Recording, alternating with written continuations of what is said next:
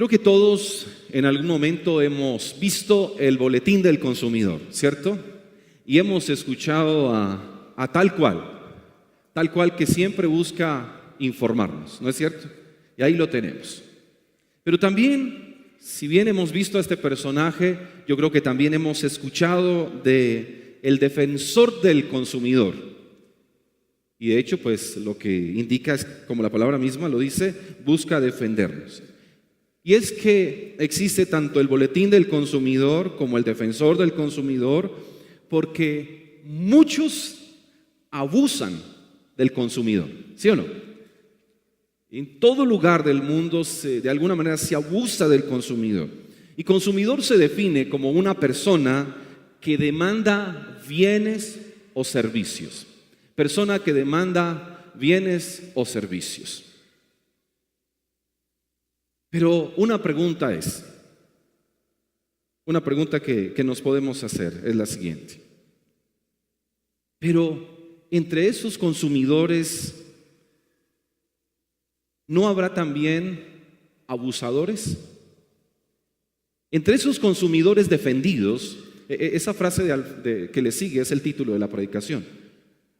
Así que nos quedamos solo con el término, la definición de consumidor, persona que demanda bienes o servicios. Pero de estos mismos consumidores que se defienden, también no habrá personas que abusan. Es decir, y hagámoslo más personal, ¿no habrá entre nosotros personas con mentalidad de consumidores que abusan también? Y pensemos un poquito en la familia. ¿Acaso no hay hijos que crecieron, se hicieron adultos y se quedaron con la mentalidad de consumidores como cuando eran niños? Yo creo que todos en la niñez fuimos consumidores, pero algunos chicos y chicas crecen, se hacen adultos y siguen viviendo en casa con papá y mamá, pero con la mentalidad de consumidores como cuando eran unos niños. Es decir, son adultos que aún están en casa paterna, pero están ¿qué? Consumiendo.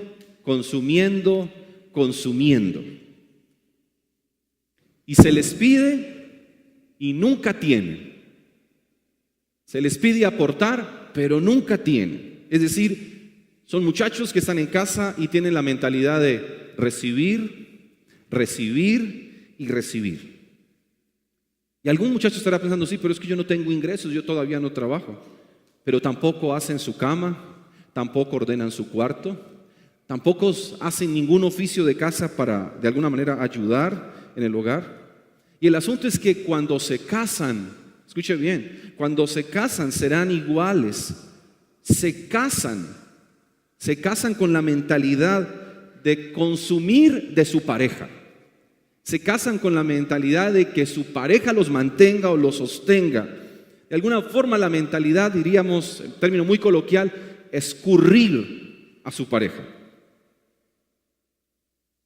Por eso es importante que los muchachos y chicas conozcan un poquito de ese galán o de esa princesa hablando con los suegros.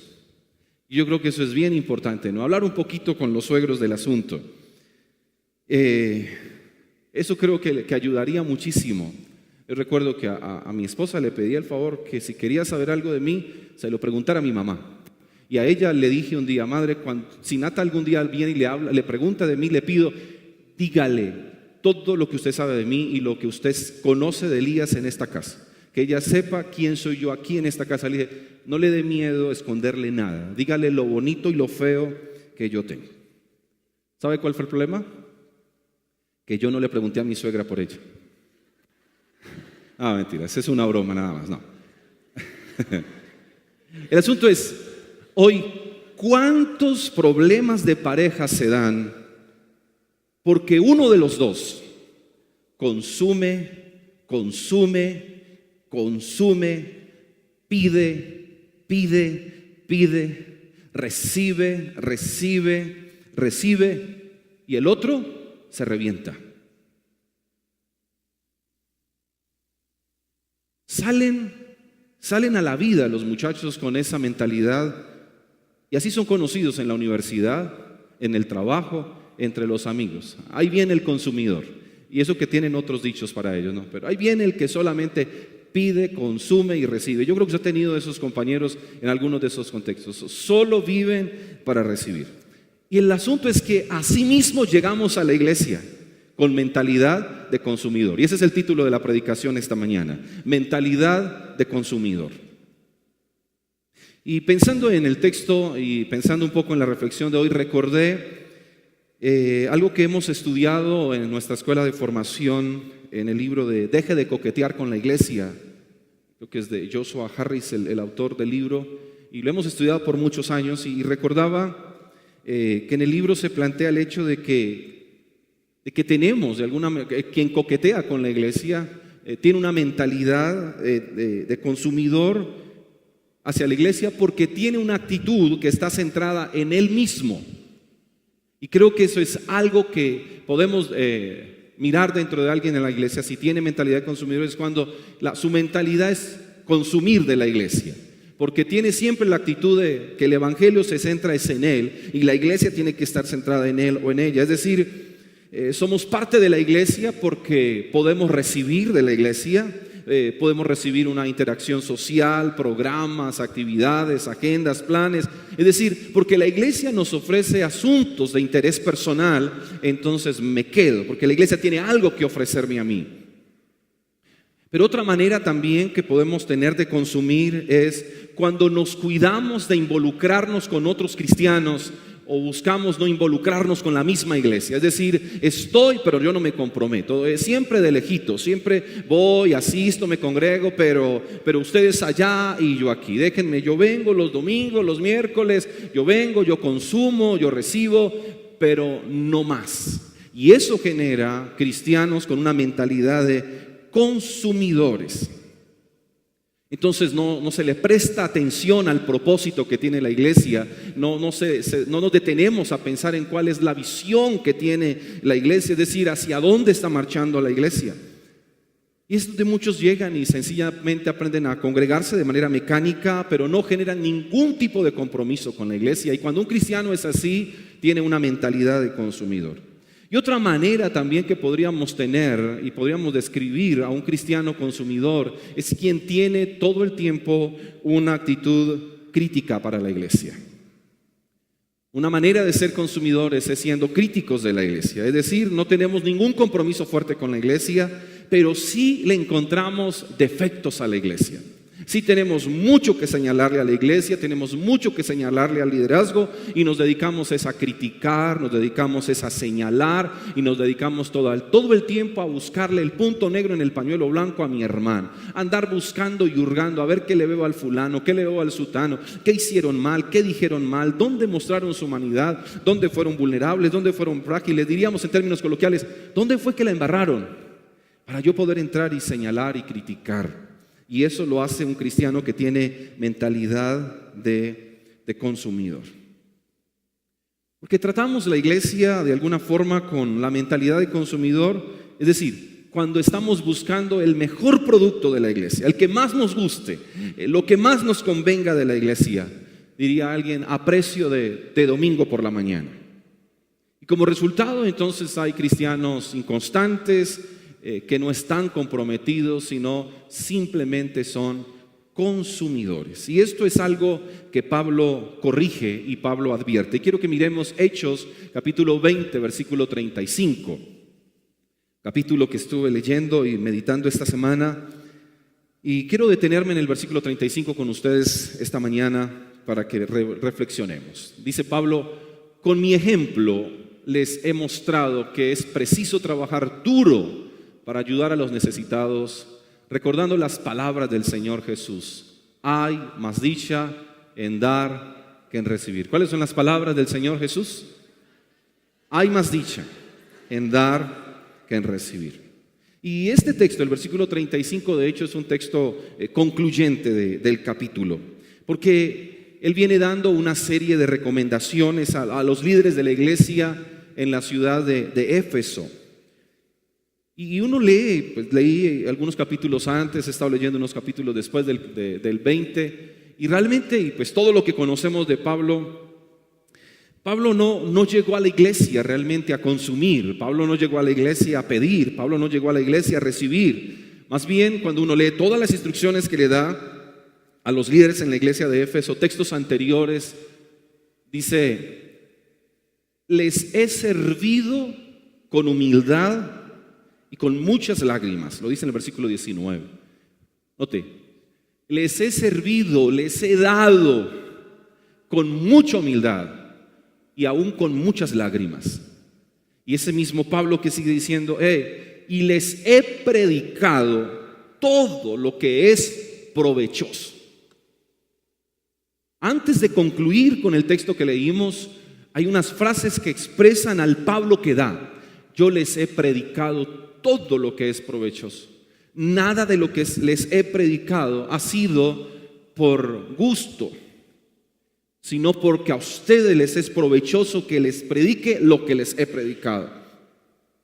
Dice: les he instado todo el tiempo a convertirse. Y también dice: y espero terminar mi carrera. Escuche cómo quiere terminar su carrera. Dice: llevando a cabo el servicio que se me ha encomendado. Note pues que es este Pablo que dice: hay más dicha en dar que en recibir, o como dice la Reina Valera, más bienaventurado es dar que recibir. Pero solamente en lo que le menciona a los líderes de esa iglesia en Éfeso, nos muestra un hombre que entiende para qué vive. Y la palabra servicio es fundamental. De alguna manera es la palabra darse a los demás, darse al Dios que lo encomendó a la iglesia que se le asignó con humildad. En el ministerio de la predicación, que el resultado de la predicación fuera la conversión. Y ese es Pablo, el que también nos dice: no nos cansemos pues de hacer el bien. Sigamos insistiendo en hacer lo correcto. No nos cansemos. ¿Por qué? Porque tenemos la tendencia a cansarnos por muchos factores. Pienso que nos cansamos cuando estamos todo el tiempo sirviendo o dando a una persona o a un grupo o a una iglesia que solo consume, pide y exige y recibe y nada más. Y de alguna forma Pablo dice: pero no nos cansemos de hacerlo, porque ese es el evangelio. Ese es el evangelio que sirve todo el tiempo, que da todo el tiempo, que entrega todo el tiempo. Y lo que él ha hecho es eso, es dar, dar y dar. Escuche esto: y tiene planeado hacerlo hasta que se muera. Y eso me pareció muy bello en el texto. La intención de Pablo es que servir hasta que me muera, dar hasta que me muera, ofertar hasta que me muera. Y es que cuando vamos al texto de que hay más dicha en dar que en recibir, escuche esto: el que da debe tener conciencia de que puede hacerlo. ¿Por qué? ¿Qué dice la pantalla? El que da debe tener conciencia de que puede hacerlo. ¿Por qué? Porque ya ha recibido. Cuando usted y yo damos, es porque ya hemos recibido. Y por eso es que podemos dar. Y eso lo expresa David.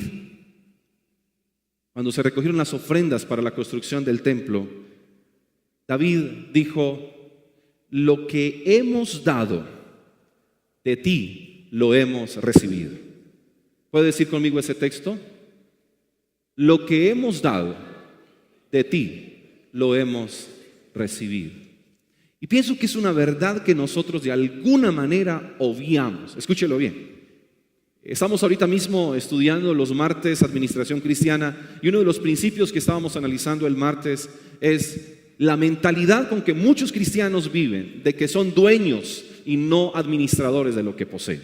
Entonces hablan como dueños, sufren como dueños, viven como dueños, y se les olvida que no son dueños de nada, porque nada trajimos a este mundo y sin duda alguna nada nos llevaremos de él. Eso que usted y yo tanto guardamos, atesoramos, dice, nada, eso que usted y yo no compartimos, cuando usted se muera, nada se va a llevar, dice la Biblia, nada. Pero cuando tenemos la mentalidad de que soy dueño, esto es mío, es de mi propiedad, está escriturado a mi nombre, entonces se me olvida que lo que tengo del Señor lo recibí.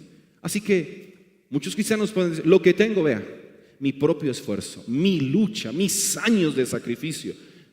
Y esas frases jamás exaltan a Dios ni glorifican al Señor, Porque la forma de hablar de un cristiano es lo que hoy poseo, lo que hoy tengo, me lo dio el Señor para administrarlo. De su mano lo recibí, pero sigue siendo de Él. Dice la palabra, porque Él es el que nos da éxito en lo que hacemos. Pero cuando veamos esa verdad, que Él es el que nos bendice y nos da éxito en lo que hacemos, empezamos nosotros a llevarnos la alabanza que Él se merece y empezamos a robarnos su gracia y decir, es mi esfuerzo, ha sido mi lucha. Y no es de esa manera, esto es el resultado de su gracia, de su bendición, de su fidelidad. Y por eso entonces cuando se trata de dar, doy porque ya recibí del Señor. Pero cuando usted y yo no damos y nos aferramos, es sencillamente porque creemos que somos dueños y no recibí esto de nadie, me lo gané solo. Y es un error. Y de hecho se convierte en un pecado, porque estamos reemplazando a Dios y diciendo, Dios, no, es que esto no fue por tu bendición, esto es por este pechito que sabe hacer lo que hace. Porque sé ser exitoso en mi profesión. Señor, al fin de cuentas, ¿quién trabaja? ¿Tú o yo? Yo soy el que me la tengo que luchar. Yo soy el que me la tengo que sudar. Tú no. Y el Señor responde, ¿y con qué vida haces lo que haces? ¿Quién te da soplo de vida para que hagas lo que hagas? ¿Quién? Si no soy yo. Y si te quito el aliento de vida, ¿qué puedes hacer? Nada. Absolutamente nada. Y David lo entiende. Y por eso dice, lo que hemos dado de ti, lo hemos recibido. Pues si no he recibido, ¿de dónde podré dar, no? La orientación bíblica entonces es, si he recibido, doy. ¿Cuál es la orientación bíblica? Si he recibido, doy. No espere recibir y recibir. No es consumir y consumir. Usted y yo necesitamos vaciarnos para volver a llenarnos. Ese es el principio. Estarnos vaciando para ser llenos de nuevo. Y haya dicha en dar porque vivimos recibiendo. En ese texto concluyente donde Pablo dice, más bienaventurado es dar que recibir, textos anteriores de alguna forma, o es lo que interpreto en el texto, Pablo mismo muestra a un enemigo de la generosidad y es la codicia. En el versículo 32, Pablo dice, no he codiciado la plata, ni el oro, ni la ropa de nadie. Yo no he codiciado lo que nadie tiene. Yo no le he envidiado a nadie lo que tiene, ni su plata, ni su oro, ni su ropa, nada, en lo absoluto. Ese mismo Pablo que en otros textos nos habla acerca de la avaricia, pero que aquí nos está, de alguna manera, está diciendo a este liderazgo, hay más dicha en dar que en recibir. Pero muchos no pueden dar por la codicia de su corazón, porque no están satisfechos solo con lo que tienen, quieren tener lo que el vecino tiene. No he codiciado ni la plata, ni el oro, ni la ropa de nadie. Y sigue diciendo en el versículo siguiente, me he ocupado de mis necesidades, y ojo, y de las necesidades de mis compañeros. Eso lo dice en el versículo 34. Me he ocupado de mis necesidades, ojo, y de las de mis compañeros. Y al leer ese texto podemos decir, este es realmente el Evangelio. Este es el Evangelio de Cristo. Esto es lo que hace alguien que vive lleno de Cristo. Esto lo puede hacer alguien que ha entendido de qué se trata la fe cristiana. ¿Y por qué lo digo? Porque es lo que nosotros vemos en la Escritura respecto a Cristo. Ese es el Evangelio. Me he ocupado de mis necesidades y de las de mis compañeros. Suena muy parecido a lo que escuchamos hoy. Sus necesidades, tus necesidades son tus necesidades. A mí no me importa porque yo también tengo las mías. ¿No es verdad?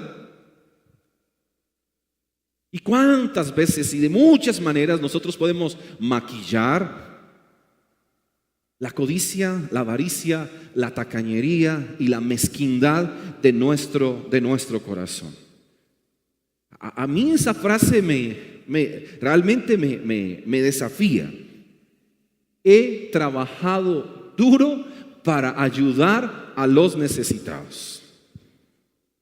He trabajado duro para ayudar a los necesitados. Pregunto, sin que usted me responda, respóndase a sí mismo. ¿Cuántos de ustedes trabajan duro? No me responde. ¿Cuántos de ustedes trabajan duro? Y le hago la pregunta, ¿y para quién trabaja usted tan duro? Yo me mato trabajando, dicen algunos. Trabajo de sol a sol. Preguntémonos según ese texto, ¿para quién trabajo tan duro? Y muchos tienen que responder, para mí, para lo mío, para mis sueños, para mi vida, para lo que yo quiero. Por eso estudié, por eso yo mismo me costeé la carrera. Y trabajo duro para mí, porque al fin de cuentas es mi vida la que estoy desgastando para mí mismo. Y Pablo dice, qué equivocados estamos cuando él dice, yo trabajo duro para ayudar a los necesitados. Aquí nos desafía, la pregunta es, ¿para quién trabajamos duro? ¿Para nosotros o para los que necesitan? ¿Trabajamos duro? ¿Para qué? ¿Para qué recibimos? ¿Para dar o para derrocharlo todo en nosotros? Ese no es el evangelio de Cristo. Ese no es el evangelio escritural. Lo carnal que nosotros decimos es, yo me la gané con mi propio esfuerzo, ¿por qué la tengo que regalar ahora? Si yo fui el que me la gané. ¿Por qué si yo la gané con mi propio esfuerzo, por qué la voy a entregar? Mentalidad de consumidores. Es mía, para mi bienestar, para mi bien, solo para mí. Por eso he trabajado duro para darme gusto. ¿Por qué tengo que ir a darle gusto al otro? Que trabaje. ¿Tiene sentido que un cristiano diga eso? Dudaríamos que es cristiano quien dice eso. O por lo menos su fe no es escritural, es personal y carnal, mas no escritural. El evangelio nos transforma de consumidores a ofertantes. Ese es el evangelio. El evangelio nos transforma de consumidores a ofertantes. Hay más dicha en ofrecer que en consumir, es lo que Pablo está diciendo. Hay más dicha en ofrecer que en consumir. La pregunta es, ¿qué ofrece usted en su casa? ¿Qué vive ofreciéndole a la familia con amor y compasión y devoción? ¿Qué ofrece para su casa? No por obligación, sino por principio de vida, por convicción. Pero también aquí en el contexto de iglesia es, ¿qué le ofrece usted a la iglesia? Seguro que al iniciar nuestra vida cristiana, y es legítimo que todos lleguemos a la iglesia y nos hagamos la pregunta, ¿qué tienen aquí para ofrecerme? Y es muy legítima. Todos llegamos y la pregunta es, ¿qué tienen aquí para ofrecerme? Y la iglesia tiene que tener algo para ofrecer, porque la iglesia es ofertante.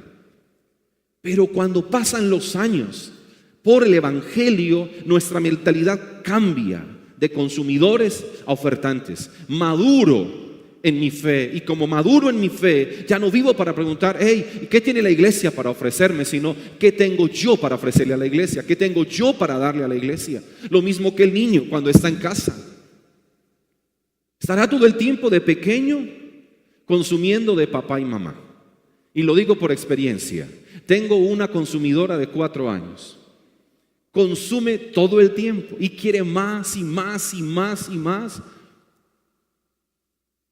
Y cuando vamos a un supermercado, a una tienda, ella quiere que le compremos todo. La ventaja es que yo le digo, si algún día hay dinero, te podría comprar eso. Y entonces ella dice, algún día, papá. Le digo, algún día. Así que seguimos de largo.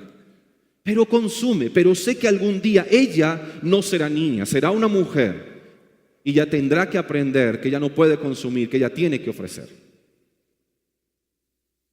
Que tiene que aprender a ofertar, porque ese es el evangelio. Ofertar para su casa, pero también ofertar para su propia vida y ofertar para la iglesia. Pero muchos se quedan siendo adultos en casa consumiendo como niños, y muchos en la iglesia crecen y se quedan consumiendo como discípulos inmaduros que apenas acaban de comenzar la fe cristiana. Sí, porque cuando comenzamos la fe cristiana nos cuidan, nos dan leche espiritual, nos tienen que cuidar y nos dan y nos dan y nos dan, y ese es el evangelio. Pero no nos podemos quedar toda la vida en la actitud sencillamente de demandar y de consumir. Tenemos que ofrecer, porque ese es el evangelio. Es más, adoramos a un Dios que da, no que consume. ¿Puede decirle eso al que está a su lado? Adoramos a un Dios que da, no que consume. No que consume. Amó tanto Dios al mundo que dio a su Hijo. Amó tanto Dios al mundo que dio a su Hijo. Sí, Dios dio lo más amado y preciado que tenía, su único Hijo. Sin embargo, quien tiene criterio de consumidor no tiene ningún reparo en justificar su cultura de yo solo puedo recibir, yo solo estoy para recibir. Quien tiene ese criterio de consumidor siempre buscará cómo justificar su cultura de solo recibir. ¿Usted ha escuchado personas que explican por qué no son de corazón generosos? ¿Usted ha escuchado personas hablar? Dicen, yo no soy generoso, a mí no me gusta dar, y explican por qué. Y muchos dicen, la verdad, porque no tengo. Es una de las respuestas que uno más escucha. Explicaciones. Yo no doy porque yo no tengo. Oh, si yo tuviera. Es que si yo tuviera. La verdad es que sí tienen mentalidad de consumidores, pero no tienen un corazón generoso.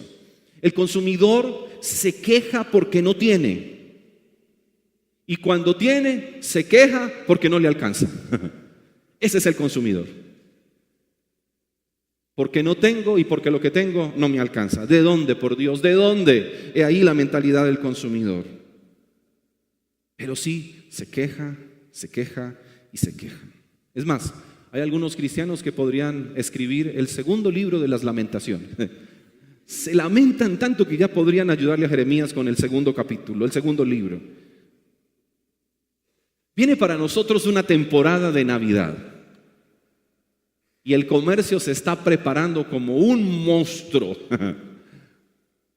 Todo esto se está preparando como un monstruo para absorbernos, escurrirnos, dejar esas tarjetas de crédito al tope, dejar sin plata, endeudados, porque endeúdese ahora y pague después. Le fiamos porque en vos confiamos, dicen por ahí.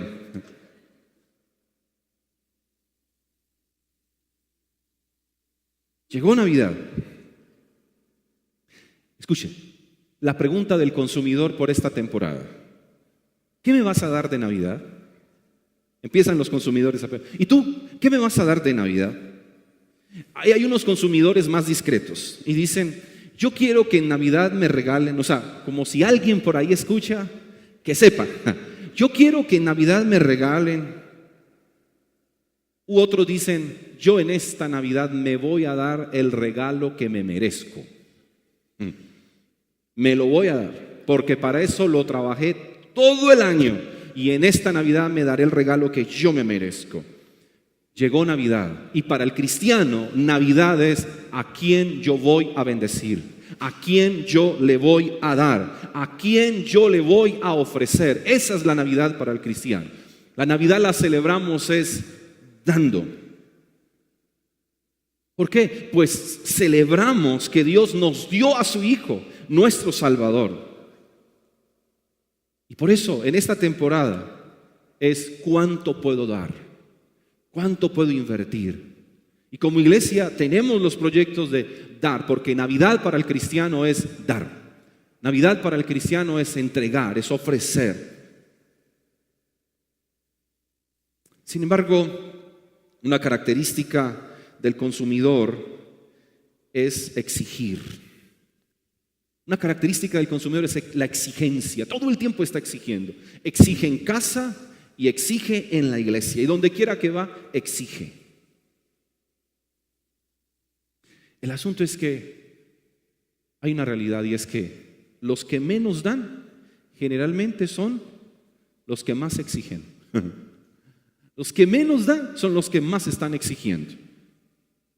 No están cuando la iglesia los necesita, pero exigen aún con grosería que se les atienda. Nunca están para la iglesia, nunca están para sus familias, pero el día que ellos necesitan, todo el mundo tiene que desbordarse hacia ellos, porque esa es la característica del consumidor: exigir.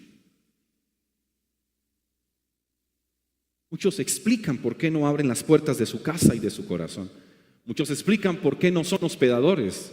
Nos predicaba Henry el domingo pasado. Muchos justifican por qué no abren las puertas de su casa. Muchos justifican por qué son mezquinos. Muchos justifican por qué no ofrendan. Muchos justifican por qué no le ayudan al necesitado. Muchos justifican aún con la Biblia misma por qué no diezman para la iglesia. Sin embargo, Pablo dice: dar nos hace bienaventurados. Dar nos hace bienaventurados. ¿Y qué significa eso en el texto? Dar nos hace bienaventurados. Significa que el que da saldrá bien librado. Por eso significa ser bienaventurado. Bien librado. Dar nos hace bienaventurados, escúchelo, porque el que da libera su corazón de la codicia y de la avaricia y del egoísmo. La tendencia a querer quedarnos con todo no está marcada en Génesis capítulo 3. De todo árbol pueden comer, pero del fruto de este no comerán. Hay dos elementos que se enseña dentro de la cultura judía, y se enseña y se interpreta este texto de esta manera. Uno, que desde el comienzo Dios coloca algo que le recuerde al ser humano que no todo le pertenece y que no es dueño, y que hay algo que Dios siempre se reserva para él. Y ese árbol Dios se lo reservó para él.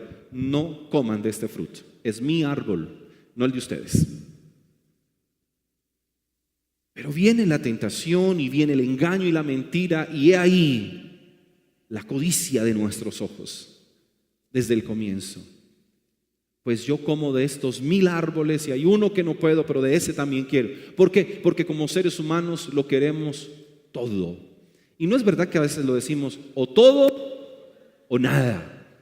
O todo o nada. Pero algo Dios se reserva para recordarnos que Él es el dueño y no nosotros. Siempre hay algo, y aún en la iglesia misma, el diezmo no es más que el recordar: es del Señor y se reserva para Él y para su iglesia. Pero algunos dicen: qué pena contigo, Señor, pero lo que tú te reservas para ti, me lo quedo para mí. Y de alguna manera justificamos. Y alguna vez hace poco hablaba con alguien y me decía: es que en la Biblia no enseña que hay que diezmar y no hay que dar. Al contrario, la iglesia tiene que darnos. Y yo pensaba y le dije: ¿por qué no buscas un texto en la Biblia donde diga que nadie tiene que orar por ti, que nadie tiene que ayudarte en nada? No, eso sí los buscamos. La Biblia dice que me ayuden, la Biblia dice que me acompañen, la Biblia dice que me atiendan, que me amen, que me cuiden, que me consigan. ¿Sí me hago entender? He ahí el corazón egoísta nuestro. Queremos que la Biblia se centre en nosotros y no en Cristo. Queremos que la Biblia nos lleve a centrarnos en recibir y no en dar. El que da libera su corazón de la codicia.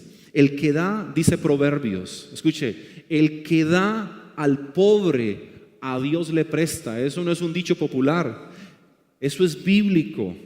El que da al pobre, a Dios le presta. Ahora habrán unos que irán a cobrarle al Señor entonces, ¿no? Señor, usted tienes una deuda pendiente conmigo. Proverbios también dice, y creo que es en el mismo texto, El que le niega su ayuda al necesitado será maldecido, o vendrán maldiciones sobre su vida. Es sencillo. El agua estancada se descompone. Por eso necesitamos dejarla correr. Algunos lo que hacen es guardar y estancar para ellos. Terminarán ahogados en sus propias aguas. Dar a la luz de la Escritura es una expresión de amor. Dar es una expresión de amor. Hay más dicha en dar. Y el desafío aquí, amados, es vivir el gozo de dar. Y es que solo aprendemos a dar dando, no más. Solo aprendemos a dar dando. Y hay que dar. Y me dicen que dé, y me duele. Uy, pero si yo doy esto, me quedo sin aquello. Escúcheme, tenemos que experimentar ese dolor. Porque todos somos egoístas. Todos somos llenos de codicia y avaricia. Y la única manera de liberar nuestro corazón de la codicia es dando. Vamos a ofrendar para este proyecto. Me duele. Es más, no quiero, porque mi carne dice que no, mi egoísmo dice que no. Nos hacemos los locos muchas veces. Que den los demás. Algunos se mienten a sí mismos. Que den los que tienen. Pero la mejor forma de liberar nuestro corazón es dando, y dando hasta que nos duela. Y en la medida que damos hasta que nos duele, usted aprenderá a dar a tal punto que llegue el momento en que dar se convierte para usted en un estilo de vida. Y da sin problema. Aprendió a dar, aprendió a entregar, aprendió a ofrecer, aprendió a invertir, aprendió que dar es una expresión de amor. Viva el gozo de dar. Se lo digo de otra manera. Humille su propio corazón. Humille su propio corazón.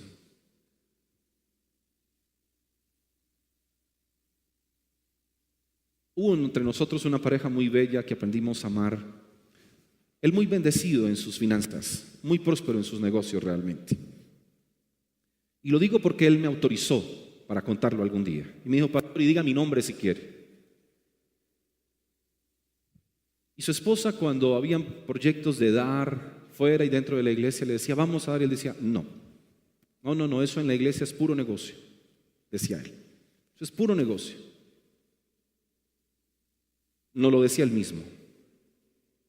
No lo decía llorando. Y no lo decía llorando porque teniéndolo todo aparentemente tan seguro.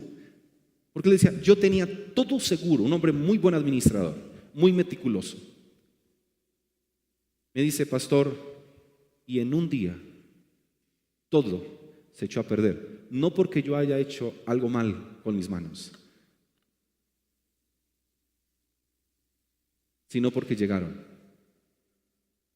lo amenazaron, lo extorsionaron, se tuvo que ir, dejarlo todo. Cuando nos visitó a escondidas. Fue una visita clandestina realmente. Y lloraba, en nuestra casa lloraba.